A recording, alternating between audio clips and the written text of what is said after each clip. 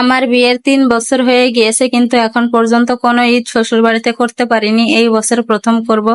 আর এই বছরে তো আমার ডাবল খুশি, কারণ এই বছর আমার প্রথম ঈদ শ্বশুর বাড়িতে, আর আমার সোনা পাখি প্রথম ঈদ করবে।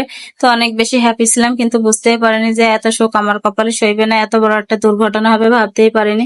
আসসালামু আলাইকুম এভরিওয়ান, সকলে কেমন আছেন? আশা করি সকলে ভালো আছেন। আলহামদুলিল্লাহ, আপনাদের দোয়া এবং ভালোবাসা এবং আল্লাহর রহমতে আমি অনেক ভালো আছি। ঈদ আসলে সবার জন্য আনন্দের হয় না, আর মনটা ভীষণ খারাপের জন্য কোনো কিছু রান্না বান্না করা হয়নি, শুধু একটু সাদা ভাত আর গরুর মাংস রান্না করা হয়েছে। তো কি কারণে মনটা খারাপ এটা একটু পরে বলছি। তো আগে বাবুকে সকালবেলা উঠে রেডি করে দেবো, যেহেতু ঈদের দিন একটু রেডি তো করতেই হবে। তো এখানে ওর পাঞ্জাবি জুতা সবকিছু নিয়ে নিয়েছি। আর ছোটদের এই ছোট ছোট জিনিসগুলো দেখতে অনেক বেশি ভালো লাগে। এই তো আমার বাবু রেডি। আমার বাবুকে কেমন লাগছে অবশ্যই জানাবেন, আর মাশাআল্লাহ বলতে কেউ ভুলবেন না।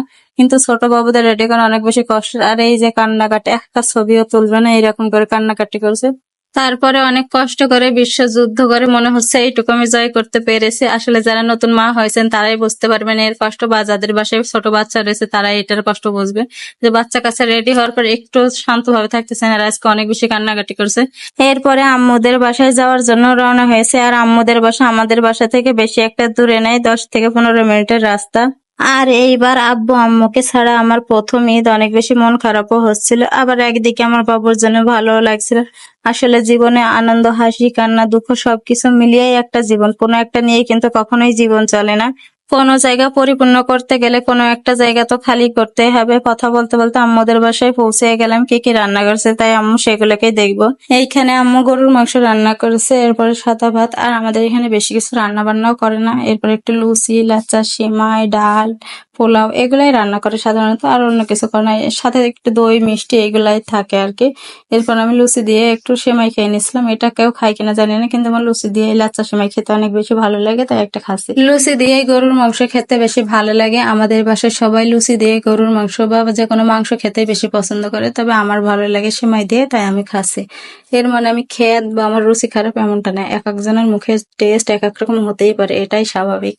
এরপর আমি একটু লাচ্ছা সেমাইয়ের ভিতরে দইও নিয়ে নেবো। ওই যে বললাম এক একজনের মুখের টেস্ট এক এক রকম, আমার ভালো লাগে তাই খাচ্ছি।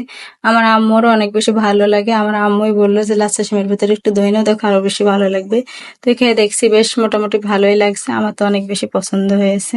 আসার পরে এইগুলাই খেয়েছিলাম, আর কিছুক্ষণ পরে একটু ভাত খেয়েছিলাম। এখানে পোলাও দিয়ে গরুর মাংস খেয়েছিলাম, আর আমার পোলাও শুধু খেতেও অনেক বেশি মজা লাগে। শুরুতে বলেছিলাম একটা দুর্ঘটনা ঘটেছে, সেটা তো বলাই হলো না। আসলে আমার জামাই কালকে রাত্রে রাস্তা পার হতে গিয়ে মাথা ঘুরে পড়ে গিয়ে ভ্যানের সাথে লেগে মুখ কেটে গিয়েছে। সে খাওয়া দাওয়া কিছুই করতে পারছে না, এর জন্য কোনো কিছু রান্না বান্না করা হয়নি। তো তার জন্য একটু দোয়া করবেন। আজকের ভিডিওটা লম্বা করছে না, সবাইকে আল্লাহ হাফেজ।